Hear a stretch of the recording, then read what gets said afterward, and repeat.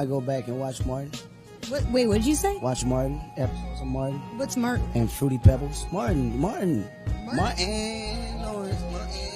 Oh, I'm not aware, but I know Fruity Pebbles. Oh shit!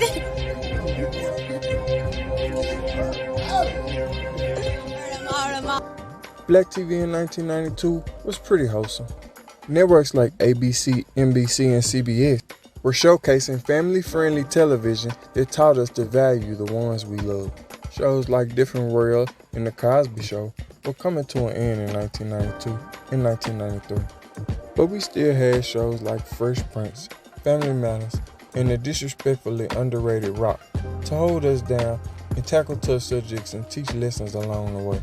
I wouldn't say the entire lineup was clean cut, but compared to what Fox was showing, the C-Click was definitely the most safer place for your kids to enjoy TV. Fox was much edgy and raunchy and didn't mind pushing the limits, allowing shows like In Living Color to go TV crazy with their skits. But this wasn't enough. Black people wanted more, and none of that family fun bullshit. We wanted something like In Living Color, but instead of skits, we wanted a sitcom. And it wouldn't take long for the people to get what they wanted. March 7, 1992, HBO was premiering Def Jam, and there was a certain host who was making a name for himself. And HBO wasted no time throwing up the alley hoop so Fox can catch it, bring it down, and bring us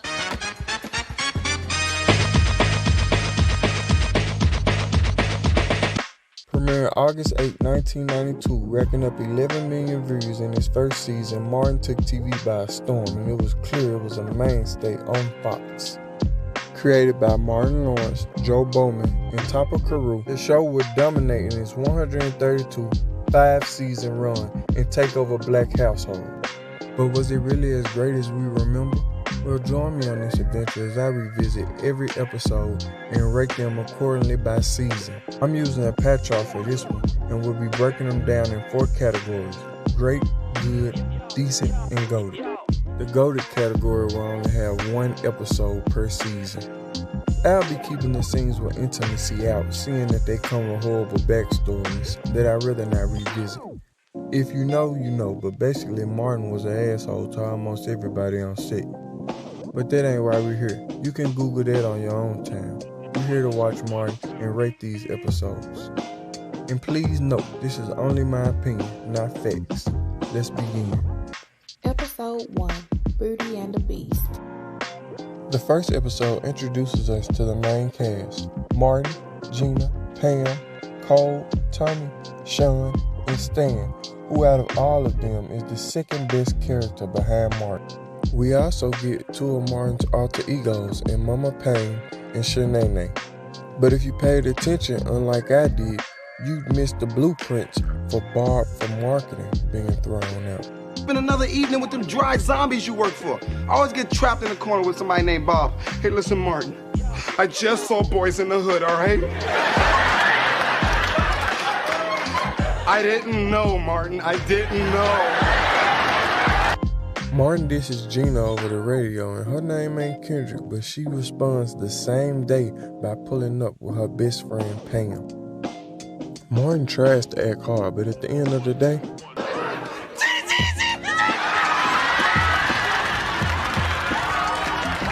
what a great way to start off the season. The characters are great, the humor was great. This episode was great. Episode 2, The Gift Wrapper. The theme of this episode always has me shaking my head.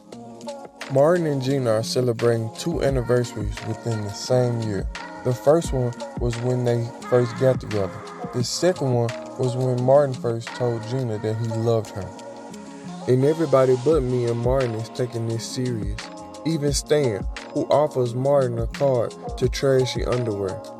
A card which actually ends up coming in the clutch at the end for Martin.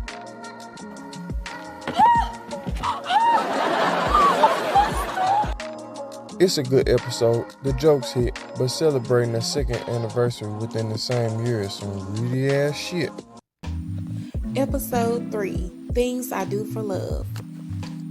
Tommy gets a new girlfriend and they absolutely gush over each other. before suggesting going to the club together. Martin is reluctant at first, but he ends up going. Jerome shines like a diamond in his debut. He ain't one of my favorites, but he definitely had one of the coldest intros out of all of them.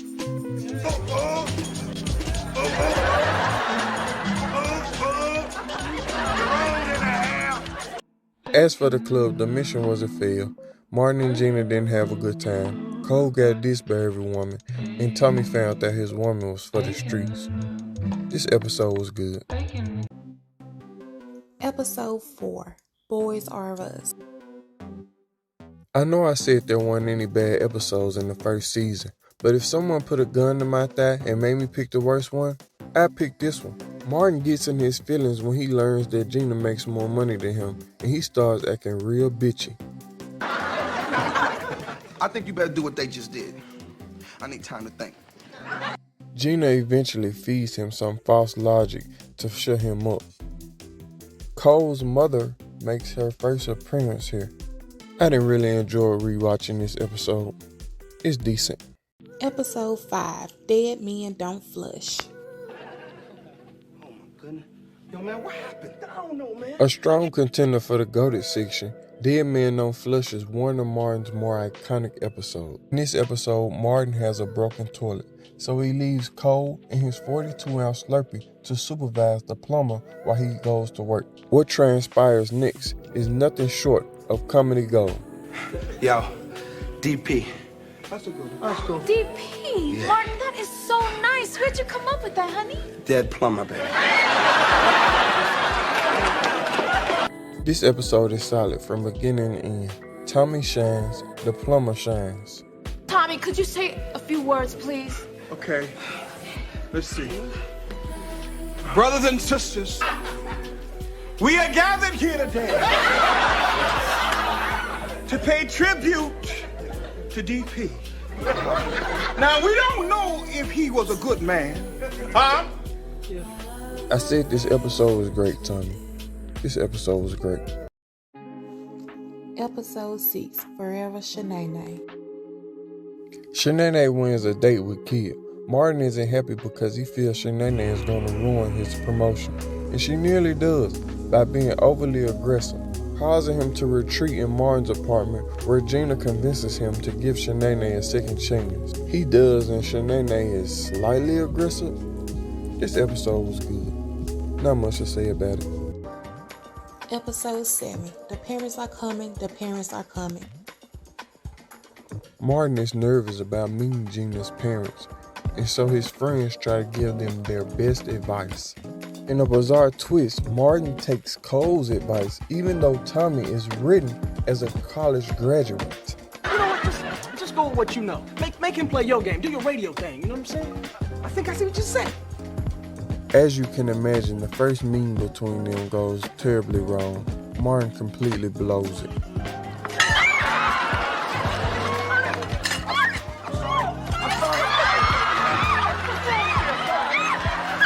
This was a good episode. Moving on. Episode 8, A Woman with a Past. I usually don't like the episodes where Martin soaks over nothing, but this one gets a pass for 2 reasons, and one of them being Gina, what a happening party. I mean, everyone's getting down. What? Martin gets in his feelings when he finds out Gina used to date Keith Washington, and right on cue, he starts acting the ass. He presses Keith in the interview. He tries to start a fight with him at Gina's party. Just a big overreaction. But unlike Boys Are Us, his performance here was actually pretty funny.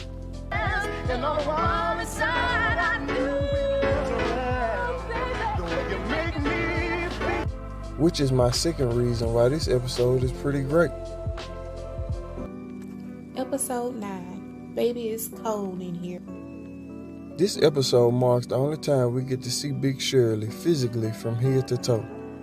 I'm not lying. I mean, a lot of women can't get away with wearing a top, but on you, baby. Where's her? Later episodes will blow her up and make her for the streets, but in this episode, Cole and his mother get into an argument which leads to her putting him out. Martin and Tommy advise Cole to stand up to his mother, but he takes this all too seriously. Now, moms, yeah, shut up and listen. See, what did you say? What, excuse me, did you say something? She ends up throwing him out and he has to go stay with Martin. This sets up a major contradiction on Martin's character. Martin's whole persona is take no shit from no one, and they just throw his character out the window for this episode, allowing Cole to be rude and disrespectful to him in his own house. This would make sense if a lesson was learned. Even though Cole acts like he understands, it still takes him 4 seasons, 117 episodes to finally move out of his mother's house. Yes, I did the math. This episode was good. Episode 10, Martin, the night he came home. I ain't gonna lie, this episode was better than I expected it to be. It's a Halloween special, and Martin's over masculinity thinks his friends are punks for showing fear. So they round up Sean and they prank him. Tommy sells Martin on some story about old man Ackerman being killed in his apartment and how he's still hunting it to this day. Maybe it was old man Ackerman coming back from the grave. Yeah, you probably just let him in. Stop it, all right? Martin shows no fear until the end when they show how good they really got him. Martin has a lot of heart though, because he was literally down to square up with a ghost. No, I ain't running no more time. I'm a man. You know what I'm saying? I'm a handle this. I'm a handle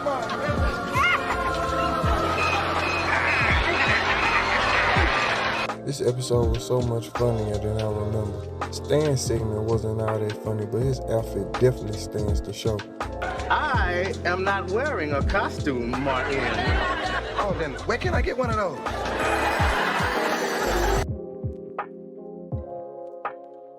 Also, Roscoe makes his debut here. I don't really like him that much. I don't like badass kids. This episode was great. Episode 11, The Great Pain Robbery. Roscoe spins the block again, opening up his second episode with another mediocre performance. Other than that, this episode is pretty golden. There's a burglar in town and Gina has the bright idea of starting a neighborhood watch along with Miss Porter and the rest of the neighborhood. Miss Porter wants to host the event at Martin's apartment along with this new police she's been seeing roaming the beach. The meeting and finale both are hilarious. Baby. It's Officer Warren! Tommy, brush. This episode is great, no questions. Episode 12, 3 Men and a Mice. Martin has a mouse problem, so he stays at Gina's till the problem is solved. My clothes! Man, you know I sleep with my mouth open. Gina. Stan suggests a flamboyant exterminator who has way too much energy, but it's Little Richie, so he gets a pass.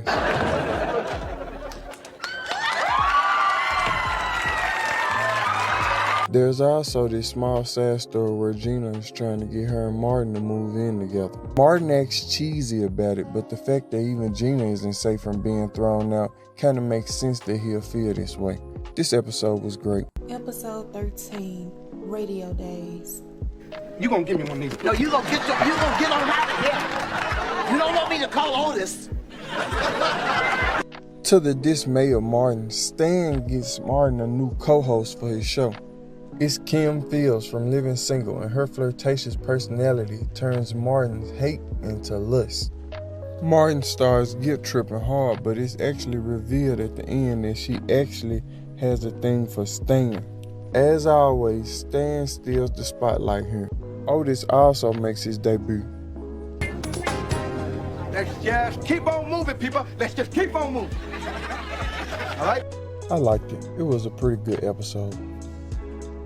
Episode 14, I've Got a Secret. Gina tells Martin a secret about Pam, and he doesn't even wait till the next week to have her business all over the radio. See what I mean? Same behavior. If Pam wouldn't have worn that dress in the first place, she would have told you in the second place. You wouldn't be over here in the third place. I wouldn't be missing a game in the fourth place. And I think you two owe me an apology in the fifth place. Now, damn it, I'm waiting. Of course, Martin doesn't see where he's wrong. Stan's segment never fails, as we also get introduced to Myra, who is also pretty funny herself. Martin gets his friends back by embarrassing himself on the radio, but personally, I think his secret was pretty lightweight compared to what he said about Pam. Nobody but Pam and Gina knows who Shanae is at their job, but everybody knows what Pam is willing to do now for a promotion. This is the perfect time to tell everybody that you cried at Beauty and the Beast, seeing how recycled their joke is. But whatever, this episode was still pretty good. Episode 15, I Saw Gina Kissing Santa Claus. The episode stars with Roscoe and the plumber from Dead Man Don't Flush. It's pretty funny, but I gotta say, I don't like this episode that much. I like the unique story that Martin tells, and the kid actors aren't terrible, but whatever, I ain't like it that much. It was decent. Episode 16, Do the Fight Thing. Gina comes to Martin's job and they start beefing over the radio after Martin starts showing that in front of the listeners. Stan takes advantage and provides Gina with part-time employment to argue with Martin over the radio, which leads to this iconic moment. Tell you something, don't you ever diss my girl like that. Or I punch you, punk. I'll put a foot all in your... Huh? Huh? Now say some... Your mother, your aunt, your newborn, oh yeah. I'll whoop your... Now we'll be back after this word from our sponsor.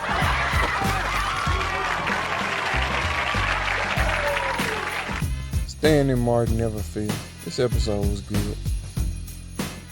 Episode 17, Blackboard Jungle Fever. I seen this episode so many times I didn't even have to rewatch it for this review. We get the better Otis appearance here. It's still not the best, but it's definitely coming. Yeah, I'm down here dealing with one of the little boys. Yeah. All right, I get back. So you forgot your locker key, huh, bro? The main episode focuses on Martin and his third grade teacher, Miss Trinidad. The logic is way off once again. Martin is missing clear signs that this lady wants him, or maybe he isn't. Maybe he did have intentions to smash. Maybe he was waiting for the perfect time. Either way, his actions don't justify his means. If you can look past the logic though, this episode is still pretty great. Gina cooks in every scene she's in. No, bitch, I want you. This episode was great, no questions. Episode 18, The Breakup Part 1. This 3-part miniseries begins with Martin and Gina celebrating Valentine's Day. And this is where I realized that Gina is as crazy as Martin. There's no way in hell I'm celebrating 2 anniversaries and Valentine's Day in 1 year. This is exactly why Martin couldn't afford that big screen TV, but we'll get to that. Gina gives Martin a gift that resembles him, and I'm not sure I can show it on YouTube. But I'm not sure I feel any sympathy for Gina here either. What part of the show was she watching where she felt that Martin was mature enough for this? She had to see this coming. Even if you gave this gift to Tommy, I'm pretty sure you would have gotten the same results.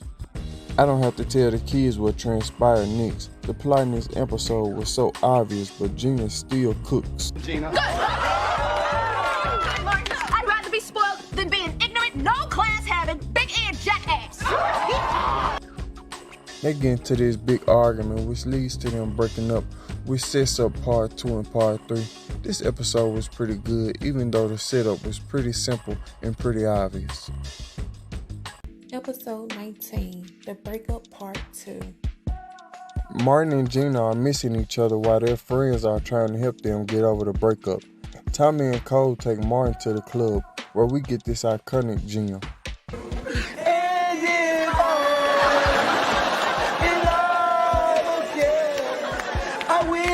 Sure that the lady is a friend.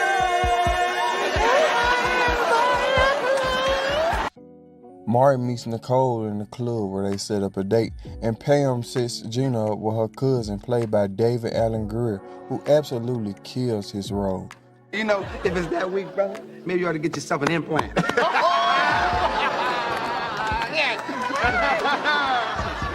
Don't get God started. If it does one more thing, Lord, strike him down. We get this back and forth from Martin and Leon that leads us into the climax of the episode, where Nicole does the smart thing and says she loves Martin on the first date so she can save money on their 2nd anniversary.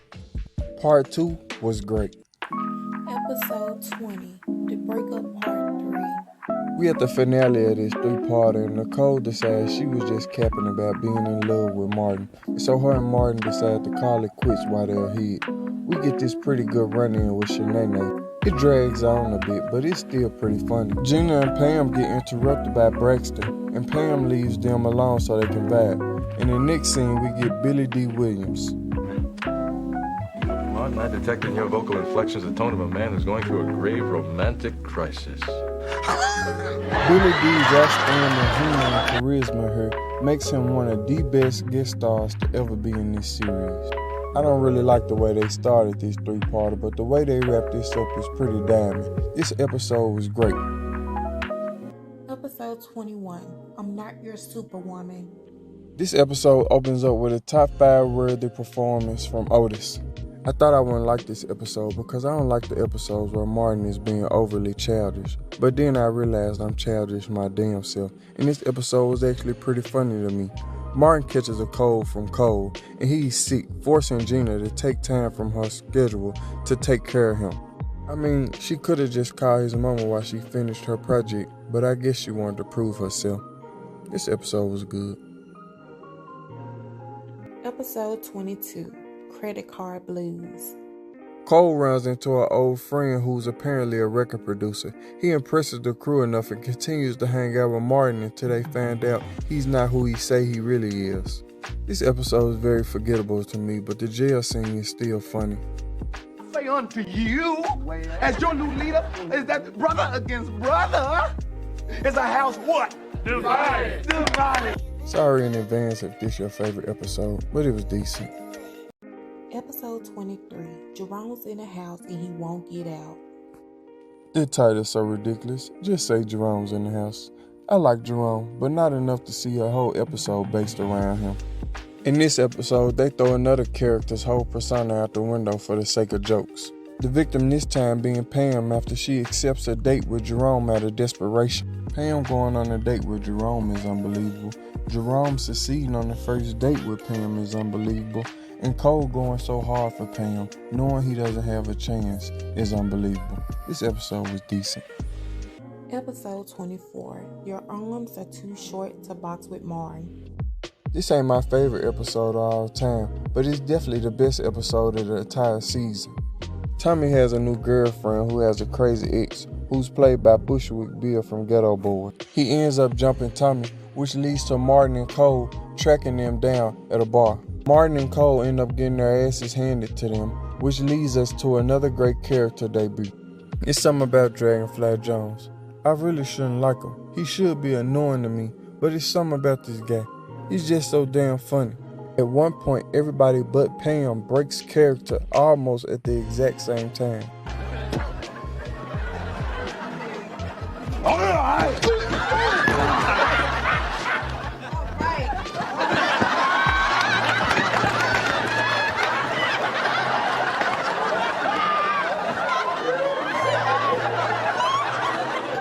They turn the humor off a bit and let Tommy absolutely shine in this episode.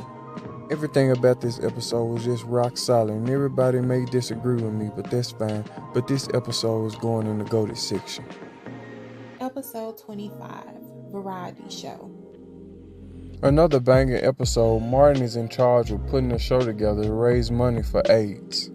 Martin starts ego tripping and his friends turn on him, leading him to a disaster of a show. This episode also does a great job in showing us why Stan is the true GOAT of this series. Hold on now, I'm going to sing a little family classic for you. You know what that is. Maestro. Meet me with your... The performances were great on this show. This was a great episode. Episode 26, Baby You Can Drive My Car. Roscoe opens up this episode by selling the gang a raffle ticket to win a car. They win and decide to share the car on certain days. Gina has a run-in with Jerome on Monday. Tommy takes Shanae and her friends to the club on Tuesday. Pam stops to get money from the ATM on Wednesday but runs into Otis. Cole takes his mother and her friends to the bingo hall. This episode was basically a showcase for Martin's range and talent. We know you the GOAT, bro. This episode was great. Episode 27, Checks, Lies, and Videotapes. This is the season finale, and this is a great episode, but Baby You Can Drive My Car is definitely the episode I would have picked to close out this season. In this episode, we find out how shiesty Lonnie really is. Like your normal everyday preacher, he's taking the money from the collection plate for himself, buying cars and getting women flued out. You know, typical preacher behavior.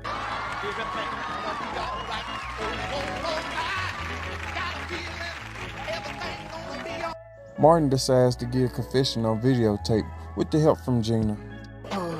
Sister Gina, what I meant.